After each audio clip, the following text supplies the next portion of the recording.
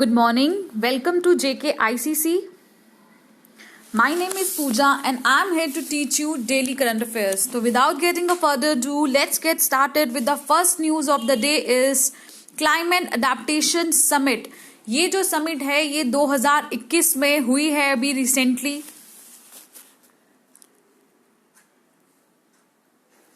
Indian Prime Minister addressed the Climate Adaptation Summit 2021 recently. तो ये जो होस्ट की गई है ये किस कंट्री ने होस्ट किया है? नीदरलैंड ने. नीदरलैंड ने इसको होस्ट किया है. The summit will have a significant focus on securing new investment to ensure that millions of smallholders farmers can adapt to the stress of climate on food production. ये summit पहले मैं बात करती हूँ क्लाइमेट अडेप्टेशन समिट. ये 2021 में summit हुई है, होस्ट किया है इसको नीदरलैंड ने. तो ये समिट जो है ये किस पे फोकस करेगी कि हम जो है नई इन्वेस्टमेंट को सिक्योर कर सके, ताकि हम इंश्योर कर सके जो millions of small holder farmers हैं वो अडाप्ट कर सके the stresses of the climate. जो क्लाइमेट आजकल आप देख रहे हो कि क्लाइमेट चेंज से जो हार्वेस्टिंग सीजन होता है वो डिले हो रहा है, या बारिशें हैं वो आपको लेट से देखने को मिलती है. कई जगह बारिशें बहुत एक्सट्रीम है, कई जगह जो बारिश है बहुत कम हो रही है. तो इस क्लाइमेट समिट में ये इन्होंने एम किया है कि हम फोकस कर सके नई इन्वेस्टमेंट को, ताकि हम इंश्योर कर सके that millions of small holder farmers can adapt to the stresses of climate on food production. During the summit it was said that India is targeting कितने 450 gigawatt of renewable energy capacity by 2030. तो India ने बोला है कि target किया है कि India जो है रिन्यूएबल एनर्जी की जो कैपेसिटी है 2030 तक कितनी तक बढ़ाएगा, 450 गीगावाट तक. तो ये जो लाइन है आपके एग्जामिनेशन पॉइंट ऑफ व्यू से बहुत इंपॉर्टेंट है. आपको याद रखना है कि इंडिया ने इस समिट में जो रिन्यूएबल एनर्जी का टारगेट है वो कितना सेट किया है और कब तक सेट किया है. It is also promoting LED lights and saving 38 million tons of carbon dioxide emission annually. तो आप सोच रहे होंगे कि एलईडी लाइट से जो कार्बन डाइऑक्साइड का एमिशन है वो कैसे कंट्रोल किया जा सकता है. अगर हम पहले जो हम बल्ब्स यूज करते थे वो इलेक्ट्रिसिटी जैसे 100 वॉट का बल्ब होता था. अब जो एलईडीज लाइट है आपको पता है 5 वॉट के या 10 वॉट में आपको कितनी ज्यादा जो लाइट है वो मिलती है. बट वो जो 100 वॉट का जो बल्ब आता था पहले, उसकी 100 वॉट की भी लाइट जो थी वो कितनी कम होती थी. अब 100 वॉट की लाइट है तो इलेक्ट्रिसिटी ज्यादा कंज्यूम हो रही है. इलेक्ट्रिसिटी ज्यादा कंज्यूम हो रही है तो प्रोडक्शन के टाइम पे जो आप कोल यूज करोगे, जो कोयला यूज करोगे वो भी ज्यादा लगेगा. तो इसीलिए आपको पता है कोयले से कार्बन डाइऑक्साइड का एमिशन कितना ज्यादा होता है. तो इसीलिए प्रमोट किया जा रहा है एलईडी लाइट्स को, जिससे 18 million tons of carbon dioxide को हम जो है उसकी एमिशन को जो है एनुअली कंट्रोल कर सकते हैं. ठीक है. India is going to restore 26 million hectares of degraded land by 2030. India में जो डिग्रेडेड लैंड है, जो खाली सूखा जो लैंड पड़ा है, अब इंडिया उसको रिस्टोर कर रही है. कितने hectare? 26 million hectare by 2030. Clean cooking fuel is being provided to 80 million rural household. तो क्लीन कुकिंग फ्यूल जो है वो भी प्रोवाइडेड किया जाएगा 80 मिलियन रूरल हाउस होल्ड्स को, and 64 million households are being connected to piped water supply. तो ये सब हमें चीजें जो है इस क्लाइमेट समिट के दौरान, जो क्लाइमेट अडेप्टेशन समिट थी जो होस्ट की गई बाय नीदरलैंड, तो ये सब जो टारगेट्स थे जो इंडिया ने सेट किए हैं वो हमें देखने को मिले हैं. तो आपको अपने एग्जामिनेशन पॉइंट ऑफ व्यू से याद रखना है कि इंडिया ने कितने रिन्यूएबल एनर्जी का जो टारगेट है वो कितना सेट किया है, और एलईडी लाइट्स को प्रमोट किया है, और जो डिग्रेडेड लैंड है उसको रिस्टोर करने की बात की है, क्लीन कुकिंग फ्यूल को जो प्रोवाइड करने की बात की है, और जो वाटर पाइप जो कनेक्शन है उसको भी देने की बात की गई है लोगों को. तो इसीलिए ये समिट जो है ये बड़ी इंपॉर्टेंट है. Let's move to the second news of the day is Ayu Samvad. आयु संवाद. तो आयु से अगर मैं बोलूं तो क्या मतलब बनता है? आयु से मतलब है आयुर्वेदा. ठीक है. आयु से क्या बन रहा है? आयुर्वेदा. तो ये बेसिकली क्या है? आयुर्वेदा का संवाद. ये एक लार्जेस्ट पब्लिक अवेयरनेस कैंपेन है जो अभी गवर्नमेंट ने कौन सी मिनिस्ट्री ने इसको जो ऑर्गेनाइज किया है, it is organised by the ministry of AYUSH. तो इसकी जो थीम है आयुष संवाद की, वो थीम क्या है, माय हेल्थ माय रिस्पॉन्सिबिलिटी। तो आपको ये थीम पता होनी चाहिए। आयुष संवाद की थीम क्या है, माय हेल्थ माय रिस्पॉन्सिबिलिटी। ये एक one of the largest public awareness campaign है जो प्रोग्राम की गई being organised on Ayurveda and कोविड-19 पेंडेमिक पे। किसने इसको ऑर्गेनाइज किया है, organised by all India institute of Ayurveda New Delhi and supported by the ministry of AYUSH. तो मुझे कमेंट सेक्शन में लिख के बताओ अभी जो यूनियन मिनिस्टर है आयुष, मिनिस्ट्री ऑफ आयुष, वो कौन है, उसका नाम मुझे लिख के बताओ।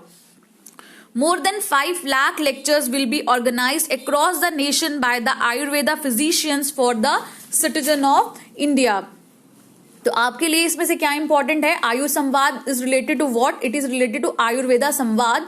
और इसका थीम क्या है, इसका थीम है माय हेल्थ माय रिस्पॉन्सिबिलिटी।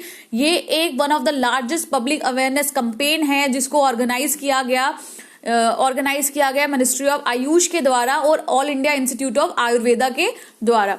तो ये ऑर्गेनाइज किया गया, क्यों ऑर्गेनाइज किया गया, आयुर्वेदा और कोविड-19 जो पेंडेमिक हमें देखने को मिला उसके लिए ये अवेयरनेस कैंपेन जो है ऑर्गेनाइज की गई। तो 5 लाख से ज्यादा आपको लेक्चर्स जो है वो ऑर्गेनाइज किए जाएंगे जो आयुर्वेदा फिजिशियंस हैं उनके द्वारा सिटीजन्स ऑफ इंडिया के लिए। तो इसका ऑब्जेक्टिव क्या है कि अवेयरनेस क्रिएट करे through lecture series to make common people aware about the theme. ठीक है, अवेयरनेस क्रिएट करना थ्रू लेक्चर्स। जो लेक्चर्स आपको मैंने बताया 5 लाख से ज्यादा लेक्चर्स दिए जाएंगे बाय द आयुर्वेदा फिजिशियंस, वो इसको क्या करेंगे, अवेयरनेस क्रिएट करेंगे कॉमन पीपल के लिए, जो इसकी थीम है आयुर्वेदा फॉर कोविड-19 पैंडेमिक।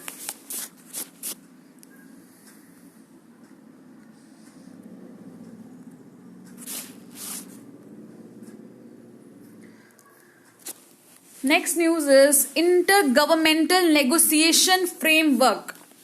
तो India's permanent representation to UN said that it has been nearly 13 years since the intergovernmental negotiation started। तो इंडिया, अगर आपने पीछे वीडियोस देखी हैं तो आपको पता होगा कि इंडिया ने जो यूनाइटेड नेशन सिक्योरिटी काउंसिल की नॉन परमानेंट सीट जो है वो जीत ली है। तो इंडिया की कौन सी ये टर्म है, इंडिया की ये 8th टर्म है। 7 टर्म्स इंडिया पहले जीत चुकी है। जो लास्ट टर्म इंडिया जीती थी वो 2011-12 में जीती थी। तो अब जो है 2021-22 में जो इंडिया है जो इस सीट की जो है हकदार बनी है।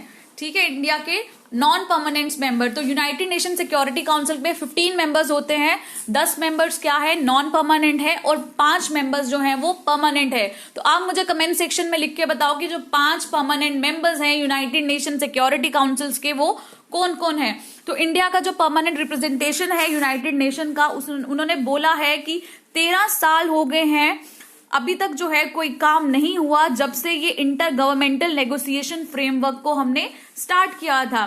तो United Nation Security Council is finding itself unable to act effectively to address issues of international peace and security as it lack inclusivity.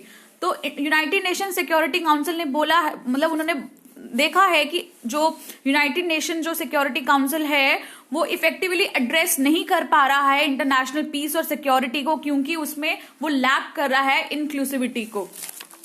तो मैं अब बात करती हूँ ये इंटर गवर्नमेंटल नेगोशिएशन फ्रेमवर्क है क्या। Inter governmental negotiation framework is composed of several different international organisation. जैसे कौन कौन सी ऑर्गेनाइजेशन है उसमें, अफ्रीकन यूनियन है, G4 नेशंस हैं। G4 नेशंस में कौन कौन है, India, Brazil, Japan and Germany. Then the United for consensus group, UFC बोला जाता है। उसके बाद है L69 group of developing countries, फिर है द अरब लीग और लास्ट में है कैरिकॉम जिसको बोला जाता है द कैरेबियन कम्युनिटी। तो हर एक जो ग्रुप है वो रिप्रेजेंट कर रहा है a different set of positions कि वो रिफॉर्म करना चाहता है यूनाइटेड नेशन सिक्योरिटी काउंसिल को। तो आपको पता ही है जब से ये यूनाइटेड नेशन सिक्योरिटी काउंसिल जो बना है तब से 15 मेंबर्स ही हैं इसमें। तो जो रिफॉर्म्स जो हैं वो बड़ी देर से पेंडिंग है। तो 13 साल हो गए हैं इस फ्रेमवर्क को तैयार किए हुए, बट स्टिल कोई भी जो रिफॉर्म्स हैं वो नहीं देखने को मिल रहे हैं। तो 1916 में एक ओरल डिसीजन अडॉप्ट किया गया था by United Nation General Assembly ने, जिन्होंने अप्रूव किया, एक डिक्लेरेशन को अप्रूव किया। उस डिक्लेरेशन को बोलते हैं elements of convergence. Elements of conversion में क्या है, वो आउटलाइन करता है the status of consensus reach by the members of IGN at that time.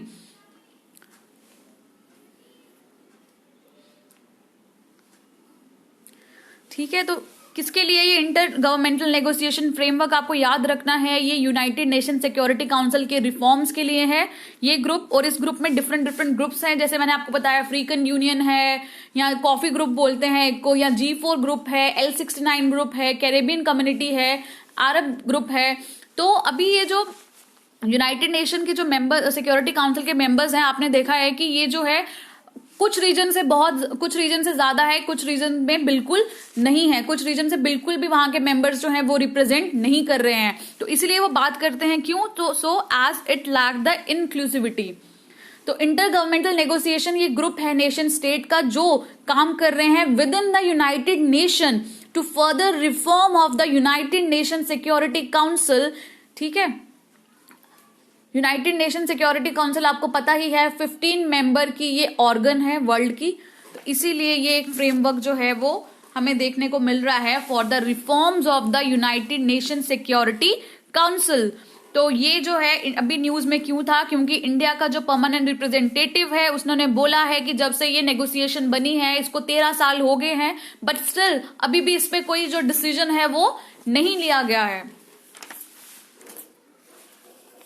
आपको जो है आपके जो एसएसबी के भी, अगर मैं सिलेबस की बात करूं या किसी भी एग्जाम की बात करूं, United nation is a very important topic. उसकी कुछ ऑर्गन्स है, अब उसकी 5 ऑर्गन्स है, जब ये बना तब उसकी 6 ऑर्गन्स थी। तो आपको ये जो है ये आपको डिटेल में पढ़ना है यूनाइटेड नेशंस के बारे में, उसकी स्पेशलाइज एजेंसीज के बारे में, उसकी स्पेशलाइज एजेंसीज के हेडक्वार्टर्स कहाँ है, उसकी डेट ऑफ एस्टैब्लिशमेंट कहाँ है, और यूनाइटेड नेशन के जितने भी ऑर्गन्स हैं उनके एम्स एंड ऑब्जेक्टिव क्या हैं। तो ये सब आपको डिटेल में पढ़ना है। Next news is world economic outlook. तो पहला क्वेश्चन जो इससे बनता है वो क्या बनता है कि वर्ल्ड इकोनॉमिक आउटलुक ये जो है ये कौन पब्लिश करता है। इसको पब्लिश किया जाता है bye the IMF, international monetary fund. It has estimated that, इन्होंने क्या किया, इन्होंने इंडिया की जीडीपी को एस्टिमेट किया है और बोला है कि इंडिया की जो जीडीपी है वो ग्रो करेगी by 11.5% in the financial year 2021। तो मैं आपको बता दूं अभी जनवरी चल रहा है, तो अभी जो फाइनेंशियल ईयर कौन सा चल रहा है 2021। तो 1 अप्रैल से नया फाइनेंशियल ईयर शुरू होगा जिसका नाम है जिसको बोला जाता है 2021 और 2022 स्टार्ट होगा। तो एस्टिमेट किया गया है IMF ने कि इंडिया की जो जीडीपी है वो ग्रो करेगी बाय 11.5%। तो पहले जो IMF ने लास्ट अक्टूबर में बोला था कि इंडिया की जो जीडीपी है वो जो फोरकास्ट किया था कि 10.3% मतलब for the current fiscal IMF ने फोरकास्ट किया था कि कितना रिकॉर्ड ऑफ 10.3 कंट्रैक्शन। तो इंडिया की GDP due to the corona और वर्ल्ड में अगर हम वर्ल्ड की इकोनॉमी की बात करें तो वर्ल्ड की इकोनॉमी में भी बहुत बड़ा धक्का लगा है, उसकी वजह से इंडिया की ग्रोथ में भी फर्क पड़ा है। और फर्क एक तो पैंडेमिक की वजह से, तो इंडिया की ग्रोथ जो है वो 10.3% कंट्रैक्ट हुई है। For the next fiscal starting from the April 1st, GDP growth projection is at 11.5%, 2.7% higher than the last projection made in October 2020. 2020 अक्टूबर में IMF ने एक प्रोजेक्शन दी थी कि इंडिया की जो ग्रोथ है वो कितनी होगी, जीडीपी होगी 8.8%, बट जो अब जो IMF बोल रहा है वो बोल रहा है 11.5%। ठीक है, तो और IMF बोल रहा है कि 2022-2023 फाइनेंशियल ईयर में the economy will likely to grow, कितनी ग्रो करेगी 6.8%।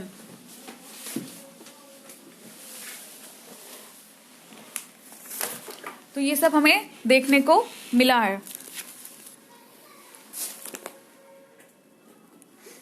तो अभी IMF, ये आपसे लास्ट टाइम जो 2018 का केस का एग्जाम हुआ था तो आपसे डायरेक्टली पूछ लिया गया था कि जो IMF ने जो ग्रोथ प्रोजेक्शन जो की है वो कितनी की है, जीडीपी ग्रोथ प्रोजेक्शन कितनी की है। तो आपको ये सब पता होना चाहिए कि इस बार IMF ने 11.5% की जो जीडीपी ग्रोथ जो है वो बताई है।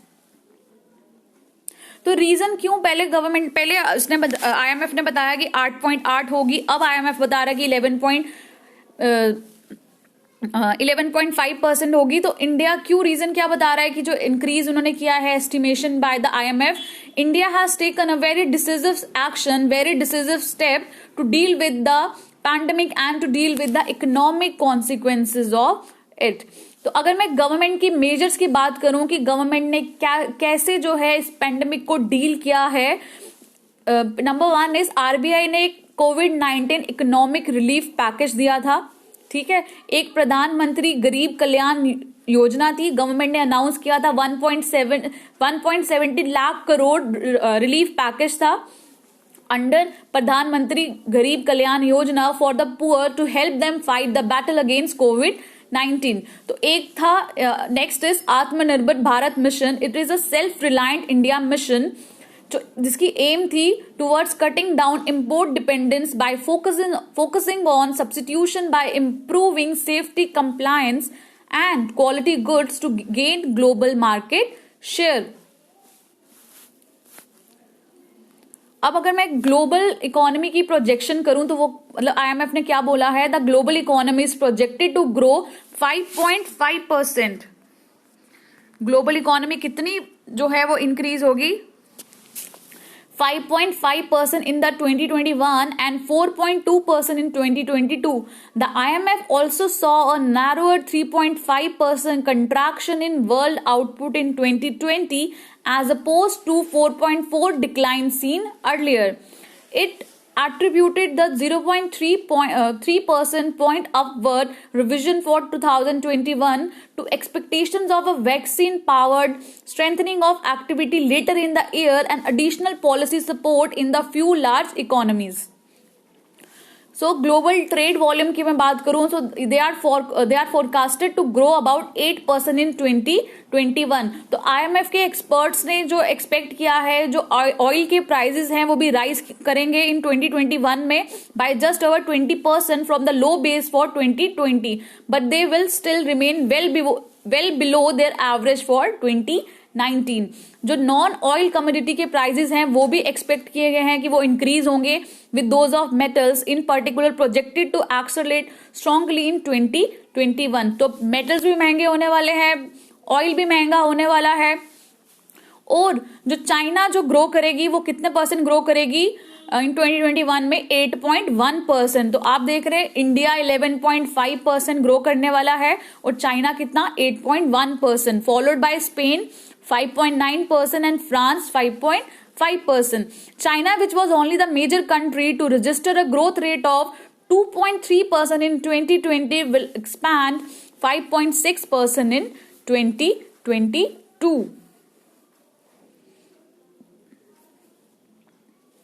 अब मैं बात करती हूँ IMF की। IMF जो है वो कब सेट की गई, setup along with the world Bank.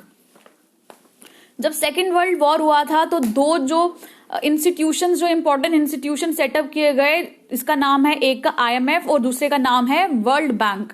The two organisation were agreed to be set up at a conference in Bretton Woods in US, hence they are known as the Bretton Wood twins. तो आपसे ये question पूछा जा सकता है कि Bretton Woods twin किसको बोला जाता है। ब्रेटन वुड्स ट्विन बोला जाता है वर्ल्ड बैंक को एंड IMF को। ये 1945 में क्रिएट किया गया। The IMF is governed by and accountable to the 189 countries that make up it near global membership. तो इंडिया ने कब ज्वाइन किया था IMF को, 27 दिसंबर 1945। तो आप मुझे कमेंट सेक्शन में लिख के बताओ IMF का हेडक्वार्टर कहाँ है। तो IMF का प्राइमरी पर्पस क्या है, to ensure the stability of the international monetary system, the system of exchange rates and international payments that enable countries to transact with each other. और अगर मैं एक और रिपोर्ट की बात करूं IMF की, तो एक रिपोर्ट तो हो गई वर्ल्ड इकोनॉमिक आउटलुक, और other report is global financial stability report. तो आपको जो है ये रिपोर्ट्स भी जो है क्वेश्चंस में, एग्जाम में आपको ये देखने को मिल सकती हैं। नेक्स्ट न्यूज इज मारूट। India's own first indigenously designed and developed fighter aircraft Marut will now be available for public viewing. Nehru Science Center, Mumbai rededicated its artifacts of the rail locomotives that have been restored during the lockdown period for the visitors. तो ये जो मारूट है, आपको कैसे याद रखना है, मारूट जो है वो पहला indigenously design and develop fighter aircraft है, जिसको अब जो है पब्लिक व्यूइंग के लिए अब रखा गया है। नेहरू साइंस सेंटर मुंबई ने इसको जो है इसको जो है पब्लिक व्यूइंग के लिए अवेलेबल करा है। The last news is MFEX 21. MFEX 21 क्या है? ये एक large scale tri service joint amphibious exercise है। ये कंडक्ट की गई अंडमान एंड निकोबार में फ्रॉम जनवरी 21 एंड 25। तो ये जो एक्सरसाइज थी, ये ज्वाइंट एक्सरसाइज थी। तीनों सर्विसेज जो हमारी इंडिया की हैं, air force, Indian army and Indian navy, तो इन तीनों की ये ज्वाइंट एक्सरसाइज थी। ये क्यों एक्सरसाइज कंडक्ट करी जाती है? कि ताकि इन फ्यूचर अगर कोई वॉर होता है तो उनके कोऑर्डिनेशन के लिए ये एक्सरसाइज जो है वो ऑर्गेनाइज करी जाती है। The exercise involve participation of naval ships, amphibious troops of the army and the different types of aircraft from the air force. तो इसकी एम क्या है? इसकी एम है validating India's capabilities to safeguard the territorial integrity of its lands, islands, territory. It is also sought to enhance operational synergy and joint war fighting capabilities among the three services. The exercise involve, सारे के सारे इसमें participation होगी तीनों forces की, ठीक है। और इसमें सर्विलियंस प्लेटफॉर्म्स हैं, execution of maritime air strikes and complex manoeuvres at sea जो है वो देखने को मिलती है। Now the first question of the day is the International Holocaust Remembrance Day is observed on which day in January every year. तो International Holocaust Remembrance Day जो है वो कब जो है ऑब्जर्व किया जाता है? 27 जनवरी को हर साल। तो ये जो डे है ये ऑब्जर्व किया जाता है to pay tribute to the victims of the Jewish Holocaust at the hands of the Hitler Nazis in Europe during the second world war. Next question is which ministry will launch an intelligence tool Tejas. कौन सी ministry ने एक intelligent tool जो है तेजस है उसको launch किया है? तो उस मिनिस्ट्री का नाम है ministry of electronics and information technology. Ministry of electronics and information technology के जो मिनिस्टर है उनका नाम है रविशंकर प्रसाद। उन्होंने लॉन्च किया है वर्चुअल इंटेलिजेंस टूल जिसका नाम है तेजस। एंड ये क्या काम करेगा? एंड एक तो तेजस है and work from anywhere portal, ठीक है। World largest opinion survey on climate change has recently been conducted by whom? World का लार्जेस्ट एक ओपिनियन सर्वे हुआ है क्लाइमेट चेंज पे, वो किसने कंडक्ट किया है? यूनाइटेड नेशन डेवलपमेंट प्रोग्राम ने इसको कंडक्ट किया है, ठीक है। तो इसको बोला जाता है people's climate vote. The world biggest ever survey of public opinion on climate change, वो जो पब्लिश किया गया है, एटलीस्ट इन्होंने 50 से ज्यादा कंट्रीज को और हाफ ऑफ द वर्ल्ड की पॉपुलेशन को सर्वे ने कंडक्ट किया है। तो यूनाइटेड नेशन डेवलपमेंट प्रोग्राम क्या है? Is a United Nation global development network है। ये प्रमोट करता है टेक्निकल एंड इन्वेस्टमेंट कॉपरेशन को अमंग द नेशन और एडवोकेट करता है for a change and connects countries to knowledge, experience and resources to help build a better life for themselves.